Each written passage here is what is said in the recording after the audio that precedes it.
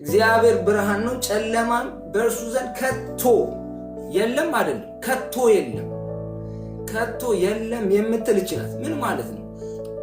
ኢየሱስ ወልደ እግዚአብሔር ከአብ እቅፍ ወርቶ በማርያም እቅፍ አድሮ የተገለጠውና አንድ ድምፅ ያመጣው የገባን መልእክት ይሄ ነው አለ።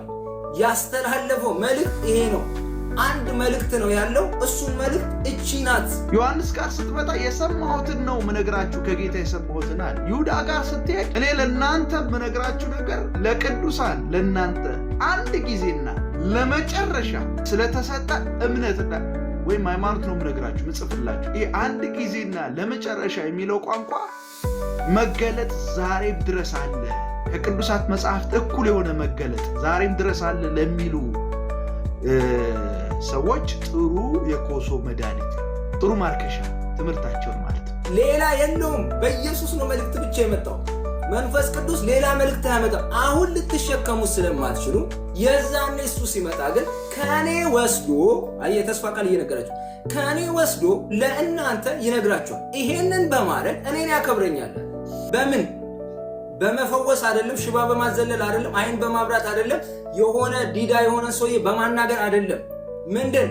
እኔ አሁን ልነግራችሁ የነበረው መልእክት አሁን ልትሸከሙ ስለማትችሉ ምን ያደርጋል? ከኔ ወስዶ እሱን መልእክት ስማም። ደስ ሲል ጌታ ቢናገር ከተገለጠው እውነት ውጭ አይናገርም። እግዚአብሔር ይመስገን። ምክንያቱም ቃሉን አያጥፍም። መጀመሪያ ከተናገረው ጋር የሚጋጭ ነገር ሊናገር አይችልም። እግዚአብሔር የሚናገረው በቃሉ ነው የምንለው ራሱን ስለማያጋጭ፣ በነገራችን ከራሱ ጋር ኮንትራዲክት ስለማያደርግ እና አንድ ጊዜ ነው የተሰጠው ለመጨረሻ ማለት there is no redundant revelation፣ ድግምግሞሻዊ መገለጥ የለም። በቃ ከዚህ ውጭ የለም። አጠብቅ፣ የተዘጋ ኬዝ is closed። እነ ዮሐንስ ለጌታ ቀርበው ለደረቱ የቀረቡ ሐዋርያት ጌታ እጅግ የሚወዳቸው ከጌታ የሰማነው ነው የምንናገረው ካሉ አንተና እኔ የምን ቤት ነን? ልንጨምር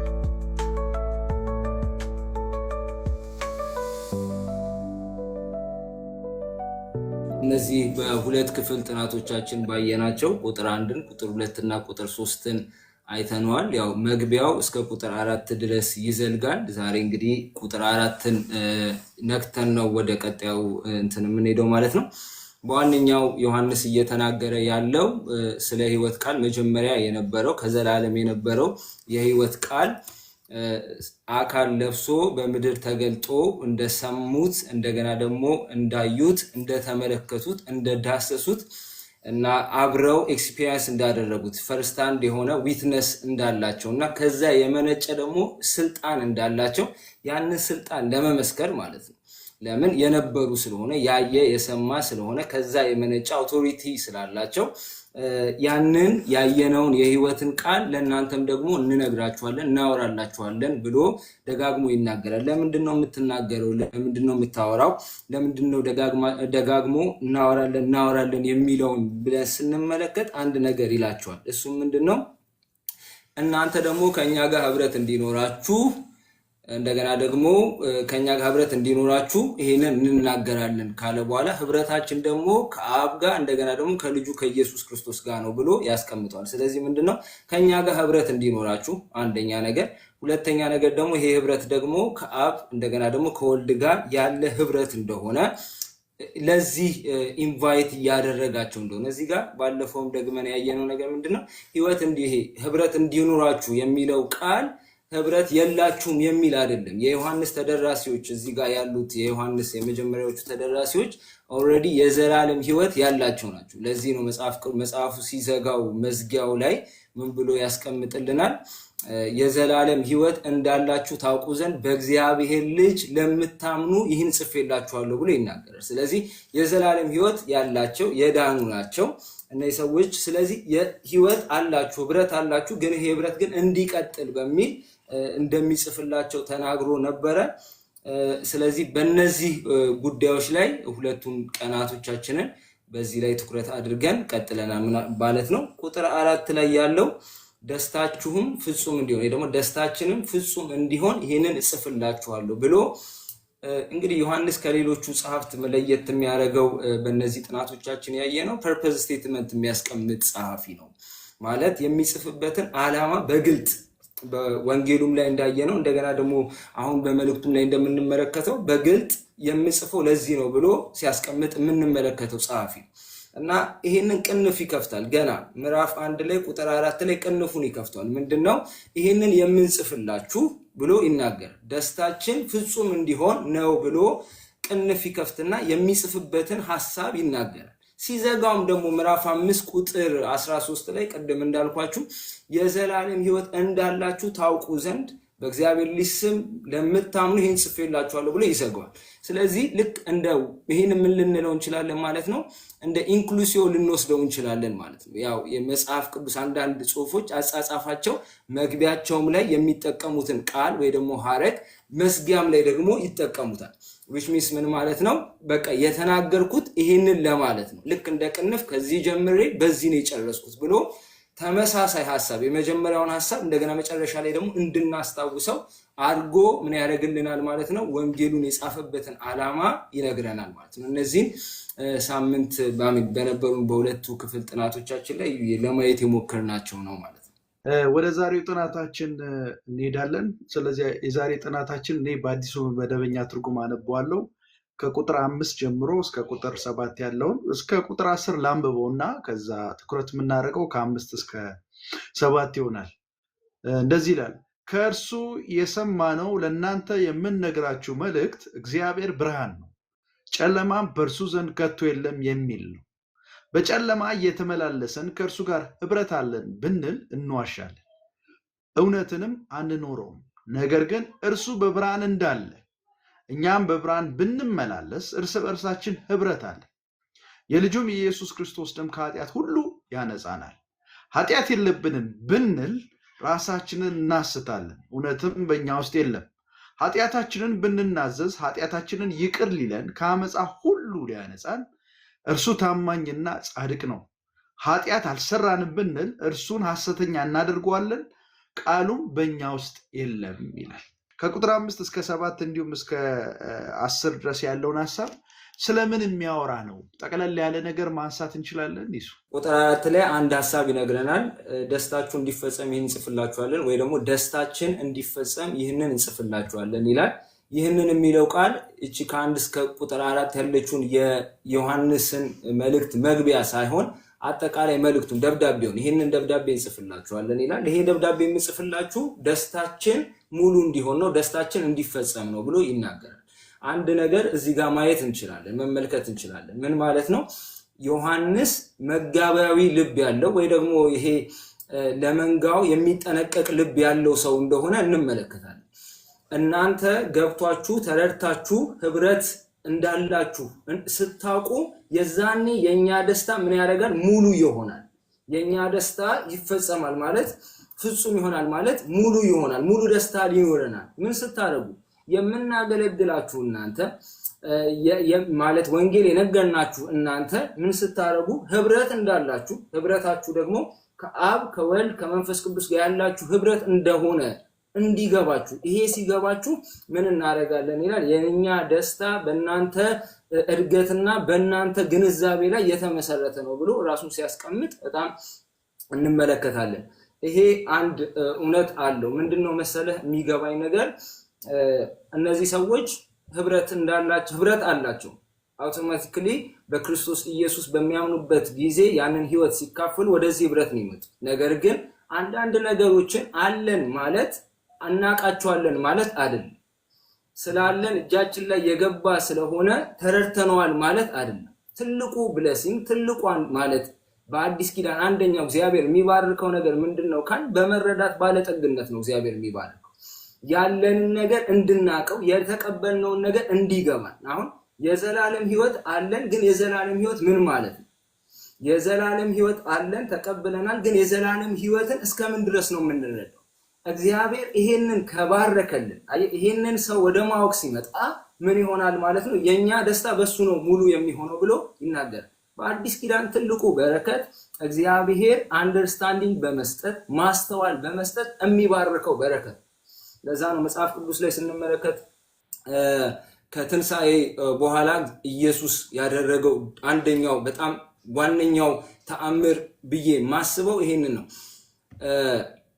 መጽሐፍን ያስተውሉ ዘንድ አእምሯቸውን ከፈተላቸው ይላል። ከትንሣኤ በኋላ የተከፈተላቸው ለደቀ መዛሙርቱ አእምሮ ነው። ይሄ ምን ማለት ነው? እነዚህ ሲከተሉት የነበሩት ደቀ መዛሙርቶች ኢየሱስ ዓይን ሲከፍት አይተዋል፣ ጆሮ ሲከፍት አይተዋል፣ እንደገና ደግሞ የማይናገር ደግሞ አንደበትም ሲከፍት አይተዋል። በእነሱ ላይ ኤክስፒሪየንስ አላደረጉትም። ነገር ግን በመጨረሻ ሰዓት ላይ ለእናንተ ደግሞ የሚያስፈልጋቸው ተመሳሳይ ቃል ተጠቅሞ ምን ያደርጋል? አእምሯቸውን ምን አደረገላቸው ይላል? ከፈተላቸው ይላል። ዊች ሚንስ ምን ማለት ነው? መጽሐፍን በኢንቴንሽኑ እግዚአብሔር ማለት በአዲስ ኪዳናዊ መንፈስ እንዲረዱት ያንን ባለጠግነት ምን ሲያደርጋቸው እንመለከታለን? ሲሰጣቸው እንመለከታለን። ስለዚህ ትልቁ ነገር ምንድን ነው? እነዚህ ሰዎች የዘላለም ሕይወት እንዲሆኑላችሁ ወይ ደግሞ የዘላለም ሕይወት እንድትቀበሉ አይደለም የሚጽፍላቸው እንደ ወንጌል አላችሁ። ግን ምን ማለት ነው? የዘላለም ሕይወት ማለት አንደኛው ነገር ፌሎሺፕ ነው። ከአብ ከወልድ ከመንፈስ ቅዱስ ጋር የምታደርጉት ህብረት ነው። ይሄንን ምን ያደርግላችኋል? እንድታውቁት ነው ምን የምናደርግላችሁ የምንጽፍላችሁ። አሁን ባለፈው ጊዜ እንዳስተን ነበር። ለምሳሌ ሰው በተለያየ ሁኔታ ብቸኝነት ውስጥ ይገባል። በተለያየ ሁኔታ ከባድ የሆነ እንደው ድባቴ ውስጥ ይገባል። በተለይ ውጭ ሀገር ሰዎች ሲኖሩ የተለያየ ቦታ ላይ ሲኖሩ ሰው ይንባቸዋል፣ ሰው ይናፍቃቸዋል። ምናልባት አማኝ ሆነው ብቸኝነት ይሰማቸው፣ ብቸኝነት ሊያጠቃቸው ይችላል። ነገር ግን አንድ የሚነግረን ውረድ ይሄ መረዳት ግን ካለ ይሄ ባለጠግነት ግን ካለ ምን የሚለው ባለጠግነት አንድ አማኝ ወደ ክርስቶስ ሲመጣ ወደ እንደዚህ አይነት ህብረት ነው የገባው። ከአብ ጋር ህብረት ማድረግ ይችላል፣ ከመንፈስ ቅዱስ ጋር ከወልድ ጋር ህብረት ማድረግ እችላለሁ የሚል መረዳት ካገኘ ይሄ የዘላለም ሕይወት ይሄም አንደኛው አካሉ ነው ብሎ ካሰበ ምን ያደርጋል? ሊያልፋል ይችላል ማለት ነው። ኦፍኮርስ ማለት ሰው ሊናፍቅ ይችላል፣ ግን ደግሞ የሚበልጣለ ትላል፣ ህብረት አለኝ ትላል፣ ብቸኛ አይደለሁም ብለህ ታስባል።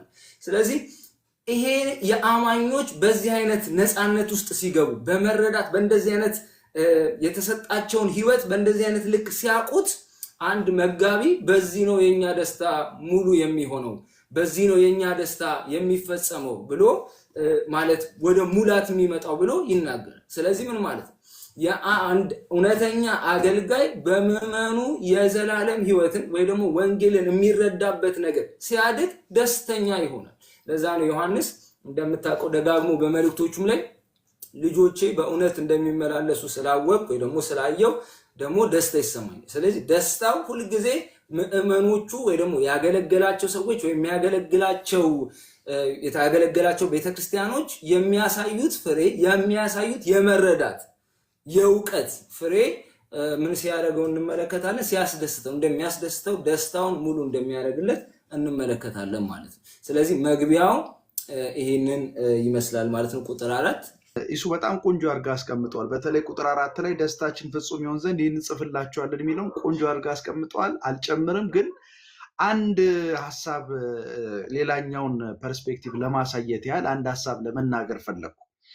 መጋቢያዊ የሆነ ድምጸት ነው ያው የምታየው። ምክንያቱም መልእክት እየጻፈ ያለው ሐዋርያው ዮሐንስ ነው በእስያ ለሚገኙ አብያተ ክርስቲያናት፣ በተለይም ደግሞ ኤፌሶን ቤተክርስቲያንን ትኩረት አድርጎ የጻፈ ይመስላል። ይሄ መልእክት ያው እንደ ስብከታዊ ደብዳቤ ተደርጎ ስለሚወሰድ በየአብያተ ክርስቲያናቱ የሚዟዟር አይነት መልእክት ሳይሆን አይቀርም እና ይሄ ፓስተራል ትሆናለሁ፣ መጋቢያዊ ድምጸት አለው። ይሄ መልእክትን ስታጠና ብዙ መጋቢዎችን እናውቃለን። ዮሐንስ ለየት የሚያደርገው መጋቢነቱ ይህን ክፍል ሳጠና የታዘብኩት ነገር ከምናውቃቸው መጋቢዎች በተለይም በዚህ ጊዜ በመጋቢ አገልግሎት እኛ አልፈናል፣ እያለፍን ያለ ነው። ግን ለየት የሚያደርገው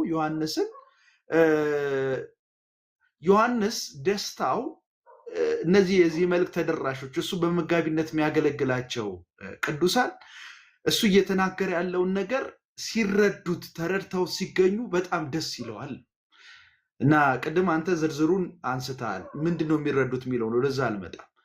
እና ማለት የመባቃው ሲሞላ አይደለም ደስ የሚለው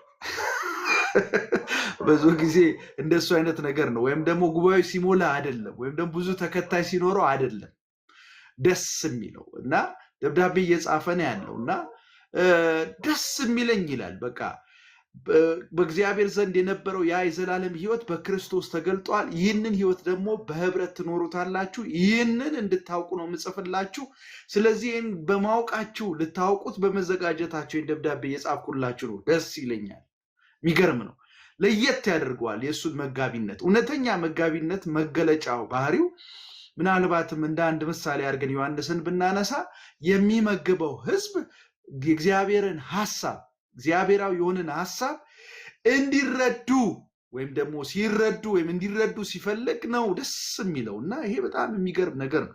በዚህ ዘመን ላለን አገልጋዮች ትልቅ ማስተማሪያ ነው። ምክንያቱም መጋቢነት ምን አይነት ስፍራ እንዳለ ሁላችንም የምናውቅ ይመስለኛል። በአንድም ሆነ በሌላ ክርስትና አሁን ለገበያ የወጣበት ጊዜ ነው። በጣም ያሳዝናል። ዮሐንስ ጋር ስትመጣ እንደዚህ አይነት ነገር የለውም። ደስታዬ የጻፍኩትን እንድትረዱ በቃ ስትረዱ ደስ ይለኛል ይላል። ይሄ የሚገርም ነው። ከቁጥር 5 ጀምሮ ያለውን ሳነብ ይሱ በተለይ ከቁጥር 5 ምዕራፍ 1 ከቁጥር 5 እስከ ምዕራፍ 2 ቁጥር 6 ድረስ ሐዋርያው ዮሐንስ የዚህ መልእክት ጸሐፊ ስለ ኃጢአት ያወራል።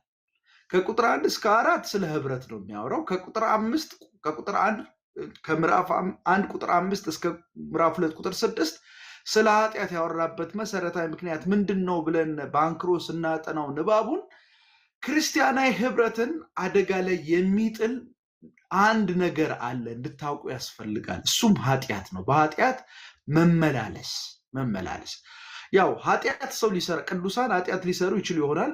ወረድ እያለ ይናገራል። ልጆቹ የምጽፍላችሁ ኃጢአት እንዳትሰሩ ነው ይላል። ኃጢአት እንድንሰራ አልተፈቀደም። ነገር ግን ማንም ኃጢአት ቢሰራ በአብ ዘንድ ጠበቃ አለው እያለ ይናገራል።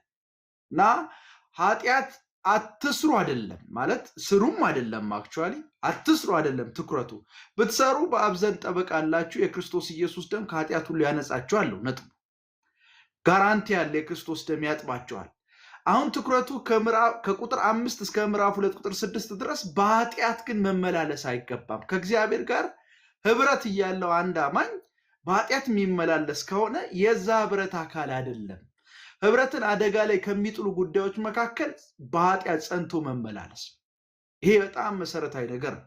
እንደምታስታውሰው ከዚህ ንባብ ጋር ተዛማጅ የሆነ አንድ የመጽሐፍ ቅዱስ ንባብ አለ። አንደኛ ቆሮንቶስ ምዕራፍ 5 የአባቱን ሚስት ያገባን ሰው ጳውሎስ ጠንከር ባለ ቋንቋ ሲናገረው ታያለ። እንደውም ከማህበሩ ኤክስኮሚዩኒኬት ሲያደርገው ሲያገለው ሁሉ ትመለከታለህ። ለምን? ጥቂቱ እርሾ ይላል። ያ አባቱን ሚስት ያገባው ሰው ድርጊት ኃጢአት ነው።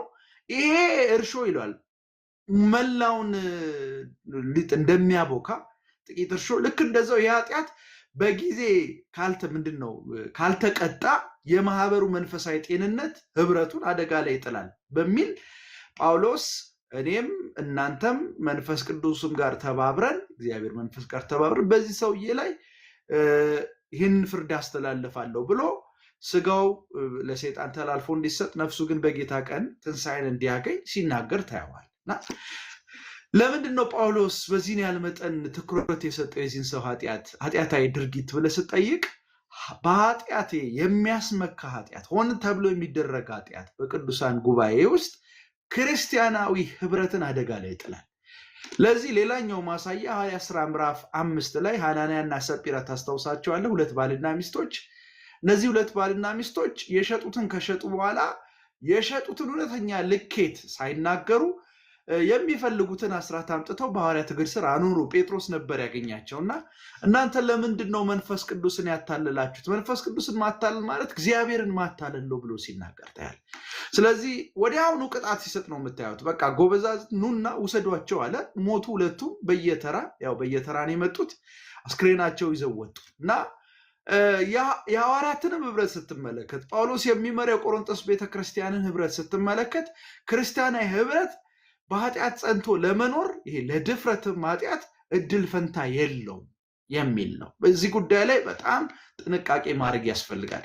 እግዚአብሔር በልጁ በክርስቶስ ኢየሱስ የገለጠው ህይወት ፍጹም ፍቅርነቱን ያሳያል። እውነት ነው። ግን የእግዚአብሔር ፍጹም ፍቅርነት በኃጢአት ጸንቶ ለመመላለስ ዋስትና ግን አይደለም፣ ጋራንቲ አይደለም። ለዛ ነው ቁጥር 5 ላይ እንደዚህ ይላል፣ ከእርሱ የሰማ ነው ይላል፣ ከኢየሱስ ክርስቶስ የሰማ ነው ለእናንተም ለዚህ መልእክት ተደራሾች ዮሐንስ ነው የሚናገረው። ለእናንተም የምነግራችሁ መልእክት ይላል እግዚአብሔር ብርሃን ነው። የሚገርም ነው። ኢየሱስ በምድር ላይ በነበረው አገልግሎት ይሰጥ የነበረው ምስክርነት ሲናገር ዮሐንስ ጌታ ይመሰክር የነበረውን ምስክርነት ስብከቱ ሲናገር ኢየሱስ በምድር ላይ በተመላለሰበት ጊዜ የሰበከው ስብከት እግዚአብሔር ብርሃን ነው፣ ጨለማም በሱ ዘንድ ከቶ የለም ብሎ ሰብኳል። እኛም ይሄን ሰምተናል፣ ለእናንተም ይሄን እናስተላልፋለን ብሎ ነው የሚናገረው። ለመሆኑ እግዚአብሔር ብርሃን ነው፣ ጨለማ በሱ ዘንድ የለም የሚለው ገለጻ ምን ማለት ነው? ሁለትዮሻዊ ቋንቋ አለው እንደምታውቀው። አንደኛው ጨለማ የሚል ነው፣ ሁለተኛው ብርሃን የሚል ነው። ጨለማና ብርሃን ተቃርነው ያገላለጾች ናቸው። በዚህ ዮሐንስ መልእክት አጻጻፍ ሜታፎሪክ ወይም ምስል ከሳች ንግግር ነው የወከላቸው ሐሳቦች አሉ። አሁን ጨለማ ኃጢአትን የወከለ ነው።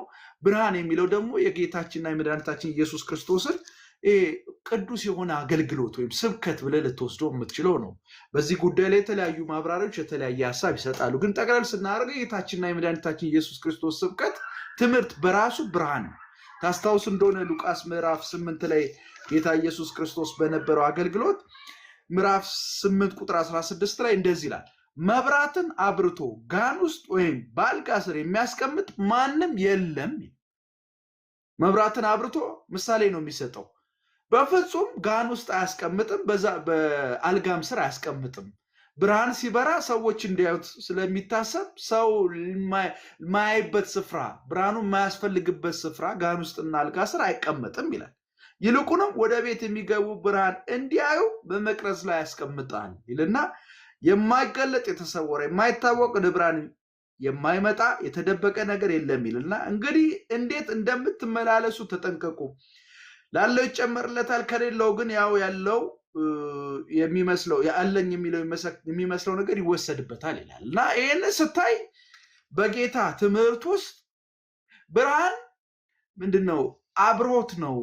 ምንድነው? የሰዎችን የተደበቀ እኩይ የሆነ ኃጢአታዊ የሆነ ልምምድ የሚያጋልጥ የጌታችንና የመድኃኒታችን ኢየሱስ ክርስቶስ ትምህርት ነው። ሌላም ማስረጃ ካስፈለገ ታስታውሱ እንደሆነ ጌታ ኢየሱስ ክርስቶስ ገና ሕፃን እያለ ወደ መቅደሱ ዮሴፍና ማርያም ይዘውት ሲመጡ ሲሞን የሚባለው በእድሜ የገፋው ሰው ጌታን ተቀበለ፣ አቀፈውና ጌታ ሆይ ማዳንን አይተዋል፣ ከእንግዲህ ወዲህ ባሪያን አሰናብት አለና ይህንን በተናገረበት ንባብ ውስጥ ባይገርም ስለ ጌታ ኢየሱስ ክርስቶስ ሲናገር ስምዖን እንደዚህ አለ፣ ይሄ ልጅ ያቀፍኩት ልጅ ለእስራኤል አለ ኩራት ነው፣ ክብር ነው አለ፣ ለአሕዛብ ግን መገለጥን የሚሰጥ ብርሃን ነው። እግዚአብሔር ይመስገን። እና ጌታ ኢየሱስ ትምህርቱ ብቻ አይደለም ብርሃን፣ ራሱም ብርሃን በዚህ የስምዖን ንግግር። ስለዚህ ከሌሎች የመጽሐፍ ቅዱስ ንባባት በመነሳት እንዲሁም በዚህ ክፍል ላይ ቆመን ስናጤን ጨለማ የሚለው አገላለጽ ኃጢአታዊ የሆነን ልምምድ ኃጢአትን ያመለክታል። ብርሃን የሚለው ደግሞ የጌታችንና የመድኃኒታችን ኢየሱስ ክርስቶስ ትምህርት ነው። ሐዋርያቱ የሰሙት ትምህርት ነው እና ጌታ የሰበከው ስብከት ነው። እግዚአብሔር ብርሃን ነው፣ ጨለማ በሱ ዘንድ የለም፣ እሱ ጋር ፈጽሞ ጨለማ አታገኝም፣ ኃጢአት የለም የሚለውን ነው የሰማ ነው ብሎ ይናገራል። ይሄ የጌታችንና የመድኃኒታችን ኢየሱስ ክርስቶስ ስብከት ነው። ምናልባት ወረድ እያለን ወደ ቁጥር 6 ስንመጣ ለምንድን ነው ይህን ማንሳት የፈለገው የሚለውን ዓላማውን ተናግሬያለሁ። ነገር ግን ወረድ እያለ ሲመጣ ምን ሊል እንደፈለገ ይበልጥ እየፈታ ነው ስለምንመጣ የምትጨምረው ነገር ካለ እዚህ ጋር ብትጨምርበት ይሱ። አሁን ቁጥር 1 እስከ 4 መግቢያውን ከተናገረ በኋላ ቁጥር 4 ካሁን በኋላ ከቁጥር 5 ጀምሮ ደግሞ አንተ እንዳልከው ይቀጥላል። ወደ ዋናው ወደ አካሉ ገባ ማለት ነው፣ ወደ ቦዲው ገባ ማለት ነው። ደብዳቤ እየነገራችሁ ያለው አንድ ነገር ነው። እሱ ምንድነው? እናንተ ደግሞ ከኛ ጋር ህብረት እንዲኖራችሁ ነው አይደል? እቺ መሰረታዊ ነገር ነች። ያው ዮሐንስ መግቢያው ለምንድነው ብለና መግቢያው ካሁን በኋላ የሚተነተነው መግቢያው ከ1 እስከ 4 ያለው ይተነተናል። በቃ በthroughout the book ይሄንን መግቢያ ላይ ያለውን እውነታ ይዘረዝራል። አሁን አንድ ነገር ማወቅ አለባችሁ ነው አይደል? የዮሐንስ ጥያቄ ህብረት አላችኋል። ህብረቱ ደግሞ ቀላል ህብረት አይደለም ማለት ከአባት ጋር ነው፣ እንደገና ደግሞ ከልጁ ጋር ያለ ህብረት ነው ካለ በኋላ ቁጥር 5 ላይ መጀመሪያ ግን ማወቅ ያለባችሁ አንድ ነገር አለ የሚል ይመስላል። እሱ ምንድነው? ህብረት አላችሁ ብቻ ሳይሆን ህብረት ግን ከማን ጋር ነው እያደረኩ ያለሁት የሚለውን መረዳት አለባችሁ። ህብረት አለ። ኦኬ፣ ከማን ጋር ነው ህብረት ማረገው? ማወቅ አለብህ። እሱ ህብረት አለኝ፣ ግን ህብረቱን ከማን ጋር ነው ማረገው?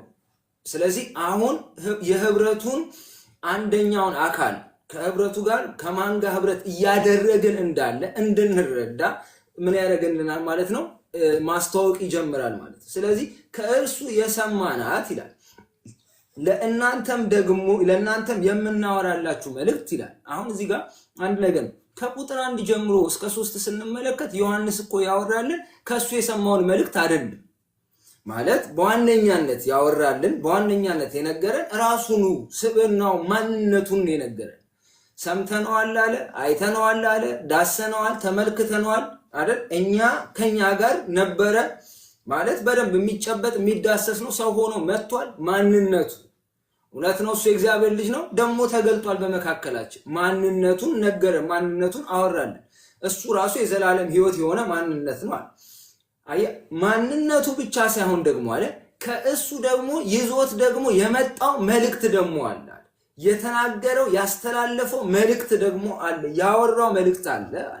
እሱን ነው ደግሞ ምን የምናደርግላችሁ የምናወራላችሁ። ምን ማለት ነው?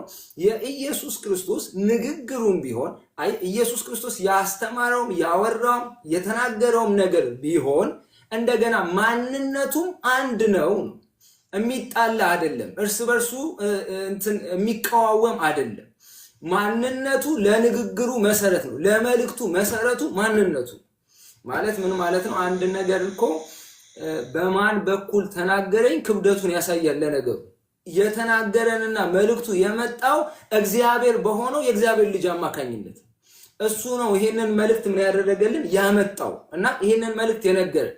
ስለዚህ ከኢየሱስ ጋር ኢየሱስንም ማንነቱንም እናወራዋለን፣ ያስተማረውንም ደግሞ እንናገራለን። ማለት አንመርጥለትም ማለት ይሄ ነው ብለን የምንወስደው ነገር የለንም።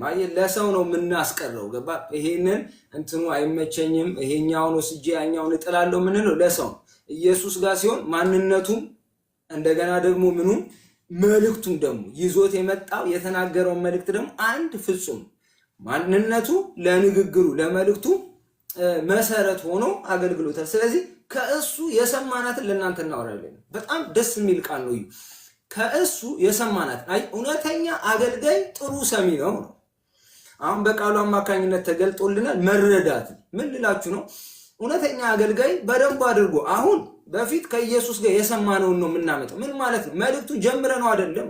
መልእክቱን እኔ ፈጥሬው አይደለም የማወራላችሁ፣ ተቀብለን ነው የምናወራላችሁ። ለዛ ነው ጳውሎስም እኮ የተቀበልኩትን መልእክት ተቀብለን ክርስትና ዓለም ውስጥ ፈጥረን የምናወራው ይሄ የተረት አይደለም። እኛ ያለን የሆነ ክሬት እያደረግን የሰውን ልብ ለማማመን የምንፈጥረው ክሬት የምናደርገው በየጊዜው የምንሰራቸው ታሪኮች አይደለም ያሉ። ሰምተን ነው የጀመረው አለ፣ መልእክቱን ያመጣው አለ፣ እሱን ሰምተን እንቀጥላለን። ስለዚህ የሰማነውን ነው የምናወራው ማለት ሌላ አይደለም የምንናገረው። እና እውነተኛ አገልጋይ በጣም ለቃሉን ሰሚ ታማኝ በመሆን ማለት ቃሉን የሚያደምጥ ቃሉን የሚሰማ መሆን አለበት።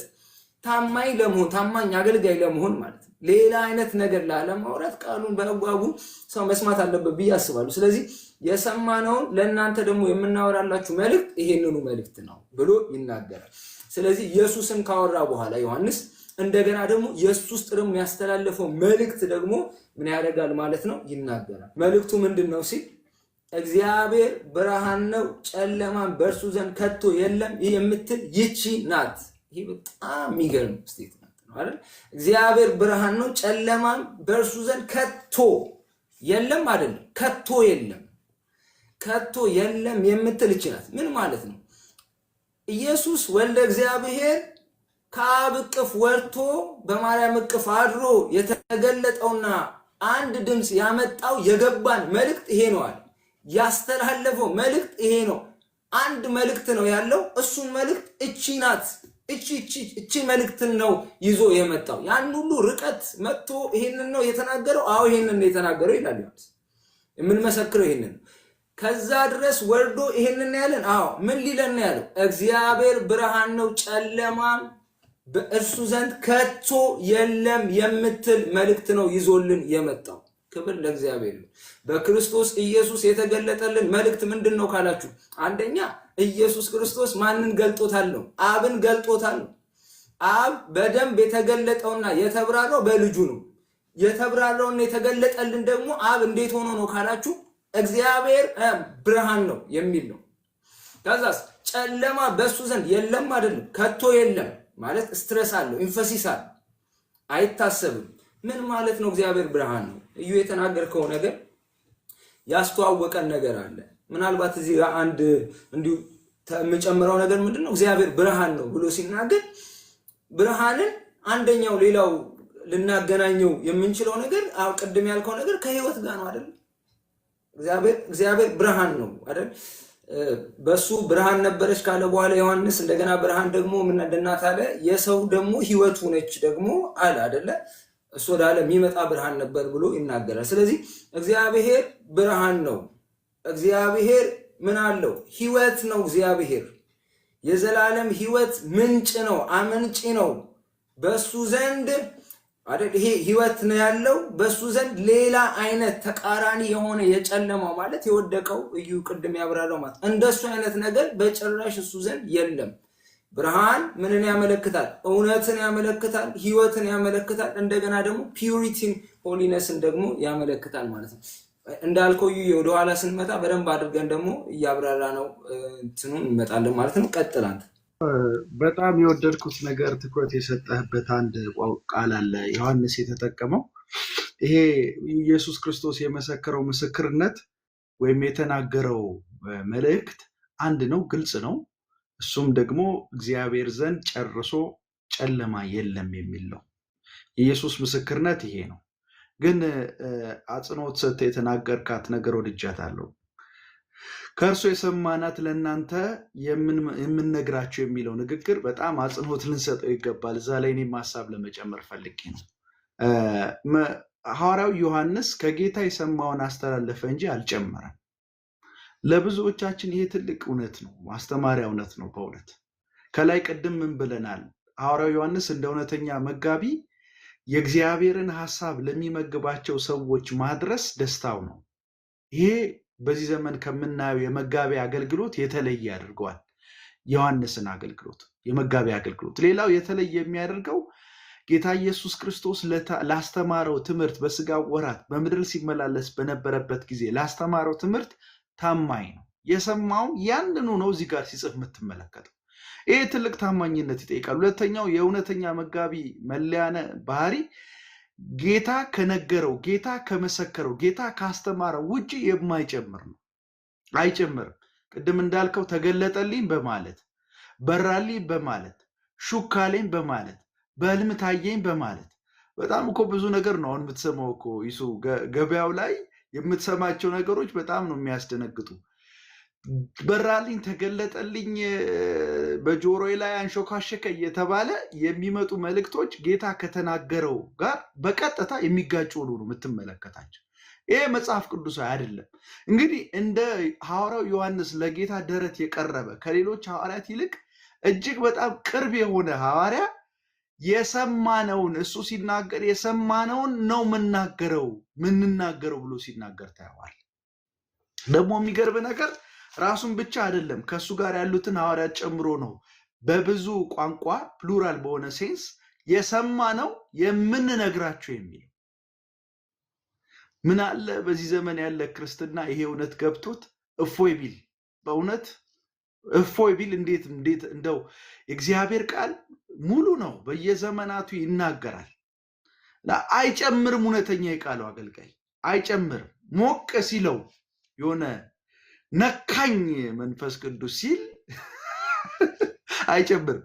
በነገራችን ላይ እግዚአብሔር መንፈስ ሲነካን የሚያደርገን ነገር ጌታ እየተናገረውን ያንኑ ነው የሚያስታውስን። ታስታውስ እንደሆነ ዮሐንስ ወንጌል ምዕራፍ 16 ጌታ ኢየሱስ ራሱ ሌላ አጽናኝ ይመጣል ብሎ ሲናገር ከኔ የወሰደው ለእናንተ ይነግራቸዋል፣ ስለ እኔ ይናገራሉ፣ ያሳስባቸዋል፣ የነገርኳችሁ ነው የሚለው። የጌታ መንፈስ እንኳን እውነተኛው መንፈስ አሁን የተቀላቀለውን አይደለም። ይሄ ሞቃለኝ ነካኝ ተናገረኝ እየተባለ ጌታ ያልተናገረውን የሚናገሩትን ተው። ግን በዚህ ንባብ መሰረት ጌታን በምድር ላይ በነበረ ጊዜ የተናገረውን መሰረት አድርገህ ስታጠና የጌታ መንፈስ የሚነግር ጌታ ኢየሱስ ያስተማረው ትምህርት። ለዛ ነው መጥምቁ ዮሐንስ ይሄንን የሚደግመው የሰማነው ለእናንተ የምንነግራችሁ ከሱ የሰማነው ነው የሚለው። ይሄንን ሳስብ ምን አስታወሰኝ መሰለኝ? የይሁዳን መልእክት አስታወሰኝ። ታስታውሳለህ? የይሁዳን መልእክት ምዕራፍ 1 ላይ ያው አንድ ምዕራፍ ነው ያለው። መግቢያው ላይ የተናገረው ንግግር በጣም ነው የሚገርመኝ። በነገራችን ላይ እግረ መንገዳችሁን የእውነተኛ መጋቢ ባህሪያት ምን እንደሆነ ኖት እያደረጋችሁ ብትይዙ በጣም ከብዙ ነገር ትድናላችሁ። እውነቴን ነው የምላችሁ። እና በጣም የሚገርመኝ ቃል አለ። የይሁዳ መልእክት ምዕራፍ 1 ቁጥር 1 ጀምሮ ያለውን ባነበው እንደዚህ ይላል። የኢየሱስ ክርስቶስ አገልጋይና ያዕቆብ ወንድም ይሁዳ አገልጋይ እና ያዕቆብ ወንድም ይሁዳ ይላል። ለተጠሩት በእግዚአብሔር አብ ለተወደዱትና በኢየሱስ ክርስቶስ ለተጠበቁት ይልና እንደዚህ ይላል። ምሕረት ሰላምና ፍቅር ይብዛላችሁ። ወዳጆች ሆይ አብረን ስለምንካፈለው ድነት ልጽፍላችሁ እጅግ ጓጉቼ ነበር። ሐሳቤ በሬን ሳነሳ መጀመሪያ ስለተካፈልነው ድነት ልነግራችሁ ነበር ሐሳቤ ይላል።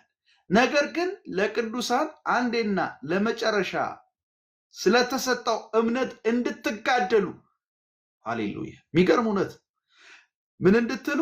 አንድ ጊዜና ለመጨረሻ ጊዜ ለቅዱሳን ስለተሰጠ እምነት። ይሄ አዲስ ወደኛ ትርጉም እምነት ይለዋል፣ የቀድሞ ትርጉም ሃይማኖት ይለዋል። አንዳንዶች አጣመው ሃይማኖተኛ አይደለሁም ይላሉ። ነገራችን ላይ እንደዚህ አይነት ቋንቋ የሚጠቀሙ ሰዎች ስርዓታቸው ቢይዙ ጥሩ ነው። ለምን መሰለ?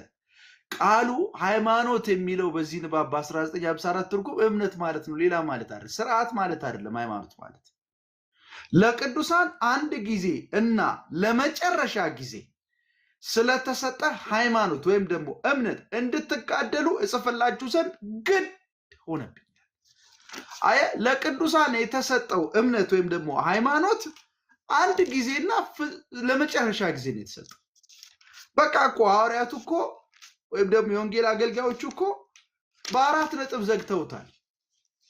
ዮሐንስ ጋር ስትመጣ የሰማሁትን ነው ምነግራችሁ፣ ከጌታ የሰማሁትን አለ። ይሁዳ ጋር ስትሄድ እኔ ለእናንተ ምነግራችሁ ነገር ለቅዱሳን ለእናንተ አንድ ጊዜና ለመጨረሻ ጊዜ ስለተሰጠ እምነትና ወይም ሃይማኖት ነው ምነግራችሁ ምጽፍላችሁ፣ ለዚህ እንድትጋደሉ። በነገራችን ላይ አንድ ጊዜና ለመጨረሻ የሚለው ቋንቋ መገለጥ ዛሬም ድረስ አለ። ከቅዱሳት መጽሐፍት እኩል የሆነ መገለጥ ዛሬም ድረስ አለ ለሚሉ ሰዎች ጥሩ የኮሶ መድኃኒት ነው፣ ጥሩ ማርከሻ ነው ትምህርታቸውን ማለት ነው።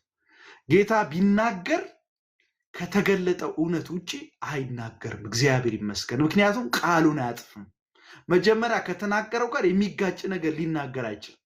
እግዚአብሔር የሚናገረው በቃሉ ነው የምንለው ራሱን ስለማያጋጭ ነው። በነገራችን ከራሱ ጋር ኮንትራዲክት ስለማያደርግ እና አንድ ጊዜ ነው የተሰጠው ለመጨረሻ ማለት there is no redundant revelation፣ ድግምግሞሻዊ መገለጥ የለም። በቃ ከዚህ ውጪ የለም። አጠብቁ። የተዘጋ ኬዝ ኢዝ ክሎዝድ፣ የተዘጋ ጉዳይ ነው። ምንም ሌላ መገለጥ አጠብቁ። እንደው የፈለገ ነብይ ይሁን ሐዋርያ ይሁን የእግዚአብሔር ሰው የሚል የትኛውንም አይነት ታይትል ከስሙ በፊት ይኑረው፣ እነ ዮሐንስ ለጌታ ቀርበው ለደረቱ የቀረቡ ሐዋርያት ጌታ እጅግ የሚወዳቸው ከጌታ የሰማነው ነው የምንናገረው ካሉ አንተና እኔ የምን ቤት ነን ነው ልንጨምር አንችልም። ይሄ ወንጌልነት እንድናስብ ያድርገናል። ሰለብሬት እናደርጋለን። ጳውሎስም ቅድም አንተ ጠቅሰዋል። አንደኛ ቆሮንቶስ ምዕራፍ 15 ስለ ወንጌል ሲናገር የወንጌል ምንነትን ሲናገር የተናገረው ነገር ምንድነው? መጽሐፍ ከጌታ የተቀበለውን አሳልፌ ሰጧችሁ ነው። የተቀበልኩትን አሳልፌ ሰጧችሁ ነው። ክርስቶስ ስለ ኃጢአታችን ሞተ፣ ተቀበለ፣ ተነሳ፣ ታየ። የተቀበልኩትን አሳልፌ ሰጧችሁ። what I received I delivered። የተቀበልኩት እንደው ጨምሬ እንደው ስፓይስስ እንዲኖረው የሆነ ቅመማ አድርጌበት እንደው ለጆሮ በሚመች መንገድ ምናምን አክዬበት እንትን አልኩት አላለም። አሳልፌ ሰጧችሁ አለ። የተቀበልኩት የተቀበልኩትን እንደዛው ያው የተቀበልነውን የምናቀርብበት መንገድ ይለያያል። ለምሳሌ አሁን ይሱ በጣም ጥሩ ሰባኪ ነው። ጥሩ አድርጎ የእግዚአብሔርን ሐሳብ ማቅረብ የሚችል አንደበት አለው። እግዚአብሔር ይመስገን፣ በዚህ ደስ ይለኛል። ያንን እውነት በጥሩ ቋንቋ ማቅረብ፣ በአንደበተ ርቱዕ ቋንቋ ማቅረብ ሸጋ ነገር ነው፣ መልካም ነው። ነገር ግን የተቀበልነውን እውነት ያመነውን እውነት ላይ መጨመር ግን ከጳውሎስም ከይሁዳም ከዮሐንስም ጋር መጋጨት ነው። ጳውሎስ ጌታ ተገልጦለት የተቀበልኩትን ለእናንተ አሳልፌ የሰጧችሁ ካለ who are we to add?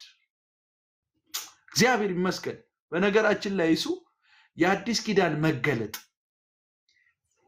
አንድ ጊዜና ለመጨረሻ ጊዜ ፍጹም በሆነ መንገድ በመገለጡ በመሰጠቱ ምክንያት ለብዙ ብዥታ ደጅ አይሰጥም፣ እድል ፈንታ አይሰጥም እና ወደዛ እውነት እንድትደርስ እንጂ እውነትን እየፈጠርን እንድንሄድ አይደለም። እና ክርስትና የሚፈጠር እውነት የለውም። ይሄ ኃይለ ቃል ያዙልኝ፣ የሚፈጠር እውነት የለውም፣ የተገለጠ እውነት ነው እንጂ ያለው። እግዚአብሔር ይመስገን። ማለት እነ ዮሐንስ ፕራውድ ያደርጋሉ። ከሱ የሰማነውን ነው የምናወራው ሲሉ ፕራውድ ለመሰለ አንድ ገሊላ የነበረ ሰው ያልተማረ ሰው ምናምን ሰው እየሰማው ነው፣ ትውልድ እየሰማው ነው፣ የሆነ ነገር እያደረገ ነው። ላይክ እኔ በጣም እኮ እነሱ ራሱ እኮ ባዷል ሲያመጧቸው እኮ በፈሪሳውያን ፊት እኮ ምናምን ሲቆሙ እኮ እንዳልተማሩ አውቀው ምናምን ተገረሙባቸው። ማለት ያልተቀበለው ነገር ቢሆን አንደኛ ሰስቴን የሚያደርግ ነገርም አይደለም አንደኛው ነገሩ ማለት ነው እነሱን ስታያቸው። ሁለተኛ ነገር በዛ እነሱ በጣም ፕራውድ ናቸው የሚያደርጉት። እንደው ግን በጣም ለመጨመር ያክል አንድ ኢየሱስ የተናገረው ነገር ምን አለ መሰለህ? አይ መንፈስ ቅዱስ በመጣ ጊዜ አይደል? መንፈስ ቅዱስ በመጣ ጊዜ የመጨረሻው እራት ላይ የነገራቸው አንድ እውነት አለ። ምንድነው ያላቸው? አንደኛ የነገርኳችሁን ያስታውሳችኋል። በቃ ምንም ሌላ የለውም። አይገርም? ክርስትና ሌላ የለውም። መልእክት እኮ የመጣበት በኢየሱስ ነው። ክርስትና መልእክትን ይዞ የመጣው አብን የሰማናት ከሱ የሰማናት መልእክት ይቺ ናት ያለው መልእክት ይዞ የመጣው አለ የናዝሬቱ ኢየሱስ። እሱ የተናገረው አለ፣ እሱ ያወራው አለ፣ እሱ የገለጠው አለ። መልእክታችን እቺ ናት አለ። ኢየሱስ ምን አላቸው መጨረሻ ላይ? አንደኛ አሁን እናንተ የምታስታውሱ አይደላችሁ። ለምን? አያውቁትም ብዙን ነገር። አንደኛ መንፈስ ቅዱስ ሲመጣ እኮ ምን ያደርጋችኋል? ሌላ አይደለም ይነግራችሁ፣ የነገርኳችሁን ያስታውሳችኋል። ተራራ ላይ የሰበኳችሁን ወደ ቅፍርናሆም ሄጄ ያደረኩትን የወጣሁትን ያስታውሳችኋል። ሌላ አይነግረንም፣ ሌላ አይነግራችሁ፣ ያስታውሳል ነው አንደኛ። ሁለተኛውስ አሁን ልትሸከሙት ስለማትችሉ በጣም ደስ ሌላ የለውም፣ በኢየሱስ ነው መልእክት ብቻ የመጣው። መንፈስ ቅዱስ ሌላ መልእክት አያመጣም። አሁን ልትሸከሙት ስለማትችሉ የዛኔ እሱ ሲመጣ ግን ከኔ ወስዶ ተስፋ ቃል እየነገራችሁ ከኔ ወስዶ ለእናንተ ይነግራችኋል። ይሄንን በማለት እኔን ያከብረኛል። መንፈስ ቅዱስ ስላሴ ጋር ያለው ይሄ ስላሴ ውስጥ ያለው ህብረት አብ ወልድና መንፈስ ቅዱስ ውስጥ ያለው ህብረት ተጋምዶ አንደኛው ነገር ዩኒቲያቸውን የምታየው ኢየሱስ ሲናገር ከኔ ወስዶ ያከብረኛል። በምን? በመፈወስ አይደለም፣ ሽባ በማዘለል አይደለም፣ አይን በማብራት አይደለም፣ የሆነ ዲዳ የሆነ ሰውዬ በማናገር አይደለም። ምንድን? እኔ አሁን ልነግራችሁ የነበረው መልእክት አሁን ልትሸከሙ ስለማትችሉ ምን ያደርጋል? ከኔ ወስዶ እሱን መልእክት ይስማም ደስ ሲል መልእክት ነው የሚነግራችሁ። ምን ያደርገኛል? እኔ ዛኔ እከብራለሁ አለ። ይሄ ተስፋ ቃል ለነሱ ተሰጣቸው። አሁን ይኸውልህ መንፈስ ቅዱስ መጣ። ሐዋርያት ሥራ ምዕራፍ 2 የሆነው ምንድን ነው? ሁለት ነገር መፈጸም አለበት በእነዚህ ሐዋርያት ህይወት ውስጥ። አንደኛው ማስታወስ አለበት ብሎታል። ሁለተኛው ከኔ ደግሞ አዲሱን ነገር ደግሞ አሁን ልትሸከሙት አትችሉትም የተባለውን ነገር ደግሞ ምን ያደርግላችኋል? መንገድ ደግሞ አለበት ብሎ ይጠበቃል ማለት ነው። ያንን ስትመለከት እነዚህ ሰዎች እውነት አላስታወሱም ወይ? እዩ ኢየሱስ ከሄደ በኋላ መጽሐፍ እስከሚጽፉበት የነበረውን ታሪክ ጋፕ አለው ረጅም ዓመት። እነዚህ ሰዎች ማስታወሻ እየያዙ አይደለም ኢየሱስን የሰሙት። ነገር ግን ኢየሱስ ያደረጋቸውን ኮንቨርሴሽኖች ከግለሰብ ጋር ውሃ ጠጪኝ ስትላት አንተ ምናምን ብለው ያንን ዲያሎግ ሁሉ አስታወሱት። ያንን ዲያሎግ ሁሉ እንዲህ ስትለው እኮ እንዲህ ብለዋለች አሉ። ለምንድን? ይሄ በሰው አይምሮ የምታስታውሱ አይደለም። ከስንት ዓመት ተሻግረ እንደዚህ ሰዓት ላይ በዚህ ሰዓት እንዲህ ሲላት እንዲህ ብለዋለች ለማለት አትችልም። ሰውኛ አይደለም። ማን ነው የረዳቸው? እንዲጽፉት ያደረጋቸው መንፈስ ቅዱስ አስታውሷቸው። የኢየሱስ ዲቴል አገልግሎት በመንፈስ ቅዱስ አማካኝነት አስታወሱት። ኢየሱስ ለካ እንዲህ ነበር፣ ማርያም ጋር የመጣው እንደዚህ ነው፣ ማርያም ይሄ እንዴት አይነት ሰላምታ ነው አለችው። እንዴት አይነት መረዳት ነው፣ እንዴት አይነት ማስተዋስ። የፈለገ ጂኒየስ ብንሆን ስማርት ብንሆን እንደዚህ ዲቴል አናስታውስም። ማን ነው? መለኮት የሆነው መንፈስ ቅዱስ እንደተባለው የተስፋ ቃሉን አስታወሰ። አንደኛው። ሁለተኛውስ አየህ፣ ከኔ ወስዶ ይነግራቸዋል የተባሉትን አሁን ልትሸከሙ አትችሉትም የተባለውን ነገር ምን አደረጋቸው ማለት ነው? ሲነግራቸው። አየህ፣ አሁን አዲስ ኪዳንን የጻፉትን ማለት ነው፣ ስለ ትንሣኤ ያብራሩትን፣ ስለ አካል ያወሩትን፣ ስለ እንደዚህ ትልልቅ የሆኑ የአዲስ ኪዳን ሚስጥር ከመስቀል ጋር ከሞት ጋር ተያይዞ ያሉትን ነገሮች ምን አደረጋቸው? ይሄው ወስዶ ገለጠላቸው። እነሱ ደግሞ ምን አደረጉት ነው? እነሱ ደግሞ ለኛ ምን አደረጉልን? ጻፉልን። አዲስ ኪዳን ላይ ተከተበልን። አሁን እጃችን ላይ ይሄ ሰነድ ደረሰ። አሁን መንፈስ ቅዱስ ከኔ ወስዶ ይነግራችኋልም እንደገና ደግሞ ያስታውሳችኋል። ለኛ የተሰጠ የተስፋ ቃል አይደለም፣ ለሐዋርያቱ ተፈጸመና ይሄው እጃችን ላይ ገባ። ያስታወሳቸውን የነገራቸውንም ከተቡልን፣ ጻፉልን። አሁን መንፈስ ቅዱስ አንድ ጉባኤ ላይ ሲሰራ ምንድነው የሚያደርገው? ከኔ ወስዶ የተባለውን እውነት በማብራራት እውነተኛውን ቃል በመግለጽ ነው ምን ሊያደርግ የሚችለው? ቤተ ክርስቲያን ውስጥ ኢየሱስን ሊያከብር የሚችለው። ሽባስ እንዴ አንድ እውነተኛ ነገር እኮ የምናየው ነገር በሙሉ ሽባ ያስነሳ ዱፕሊኬት ይደረጋል አለው፣ ሌላም ያስነሳል። አይን አበራ፣ ሌላም ያበራል። የሆነ ስም ጠራ፣ ሌላም ይጠራል፣ ይደረጋል። ብዙ ነው የሚያደርገው፣ ብዙ ሰው ያደርገዋል፣ ብዙ ያኛውን መንፈስ ያደርገዋል። ቃሉን ፒውር የሆነውን የአምላክ ቃል በንጽህና መናገር ግን አይችልም። በዚህ አይነት የሚለውጠውን የአምላክ ቃል ግን ያ ሲነገር በአንድ ቤተክርስቲያን ውስጥ መንፈስ ቅዱስ እየሰራ ነው ማለት ነው። በእውነት እዛ ቤተክርስቲያን መንፈስ ቅዱስ እየተንቀሳቀሰ ነው። በእውነት እዛ አገልጋይ ላይ የጌታ መንፈስ እየሰራ ነው ብለን እናምናለን። ለምንድን? ከሱ የሰማውን ስለሚያወራ ማለት ነው። ከሱ የሰማውን ስለሚናገር። ስለዚህ የሰማናትን የሚለው ቃል ቀላል ቃል አይደለም። በዚህ ዘመንም ይሄው እኛም ሌላ እንዲፈልጉም ደግሞ ማድረግ የለብንም። ይሄኛው በጣም አንድ ስትሬስ ልናደርግበት ያለ እውነት ነው። እዚህ ጋር በጣም አጽንኦት ልንሰጠው የሚገባ ጉዳይ አለ። በጣም አጽንኦት ልንሰጠው ይሄ ኃይለ ቃል በጣም ገዢ ኃይለ ቃል ነው። የሰማነው ለእናንተም የምንነግራችሁ ዛሬ ማታ በእነዚህ ሁለት ስንኞች ላይ በመቆየታችን በጣም ደስ ይለኛል። የሰማነው ለእናንተም የምንላችሁ የምንነግራችሁ መልእክት ሌላ አይደለም። ልብ ወለድ አይደለም። ከልብ የሚመነጭ አይደለም። የቅዠት ውጤት አይደለም። ተገለጠልኝ እያለን ጌታ ካስተማረው ውጭ የጨመርነውን አይደለም የምንነግራችሁ። ጌታ የተናገረውን ያንኑ እነግራችኋለን ነው እያለ ያለው ዮሐንስ። ያንኑ ሳንጨምር ሳንቀንስ። ወንጌል ላይ ጨምረ አታዘምነውም፣ ቀንሰ ደግሞ አታሳንሰውም። ወንጌል ሙሉ ነው። እግዚአብሔር ይመስገን። ወንጌል ራሱ ብቻውን ያድናል። ለዛ እኮ ነው ከፍ ብለህ ስታነብ ከቁጥር 1 እስከ 4 ድረስ እንመሰክርላችኋለን የሚለው እውነት እኮ ወንጌል ነው።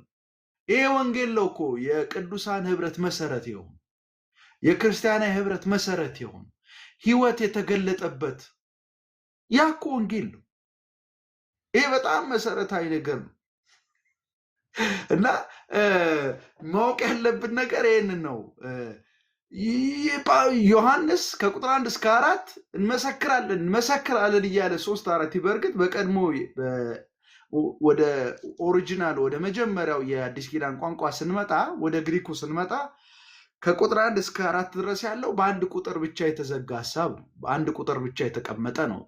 እነግራችኋለን የሚለው አንድ ጊዜ ነው የተቀመጠው። ነገር ግን ለመተርጎም በጣም ስለሚያስቸግር ወደ አማርኛም ሲመጣ ወደ ሌሎች ቋንቋም ሲመጣ ከመጀመሪያው ቋንቋ እነግራችኋለን የሚለው አጽንኦት እንዲሰጠው በተደጋጋሚ ቀርቧል በትርጉም።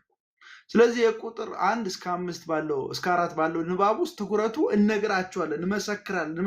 ምክንያቱም የህብረቱ መሰረት እሱ ነው።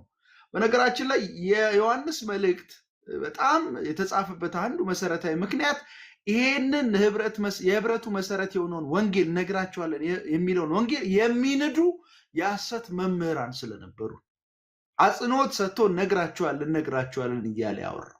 ምክንያቱም መሰረቱ ከተናደ ክርስቲያናዊ ህብረት የሚባል ነገር የለም። የሚሰበከው እውነት በተዛባ መንገድ ከቀረበ ኢየሱስ ገልጦ ስላሳየው የዘላለም ህይወት የክርስቲያናዊ መሰባሰብ ህብረት መሰረት የሆነው ይሄ ህይወት የዘላለም ህይወት በአብ ዘንድ የነበረው ህይወት ሁሉ ስለመኖር ልታወራ አትችልም። ምክንያቱም የህብረቱ ምንነት ይቀየራል አውቶማቲካሊ ስብከቱ ምን ካለ ከተዛባ። ለዛ ነው እንሰብካለን ይልና ወረድ ብሎ ቁጥር 5 ላይ ሲመጣ ከእርሱ የሰማ ነው ለእናንተም የምንነግራችሁ የምንመሰክርላችሁ እግዚአብሔር ብርሃን ነው፣ ጨለማ በዙ ዘንድ ከቶ የለም የሚለውን ነው። ስለዚህ አጽንኦት እየሰጠው ነው ማለት ነው። ዮሐንስ አጽንኦት እየሰጠው ነው ስብከቱ እና አይጨመርም፣ የምንጨምረው ነገር የለም። ሐዋርያቱ ካልጨመሩ የጌታ የቅርብ ደግሞ የልብ ሐዋርያት የሚባሉት ካልጨመሩ ያንኑ ካስተላለፉ ያንኑ ከጻፉ ያንኑ ከሰበኩ ያንኑ ካስተማሩ ከመሰከሩ ከተናገሩ እኛ ልንጨምር አንችል። በዚህ ብቻ ነው ህይወት ያለው፣ በዚህ ብቻ ነው እውነተኛ ህብረት ያለው፣ በዚህ ብቻ ነው እውነተኛ የሆነው የእግዚአብሔር ህይወት የተገለጠው። እግዚአብሔር ይመስገን። ስለዚህ መሰረት በዚህ ጉዳይ ላይ መደራደር አያስፈልገንም። ቅዱሳን አንዳንድ ጊዜ ግራ የሚጋቡ ሰዎችን እንመለከታለን። ግራ የሚያጋባ ነገር እናያለን።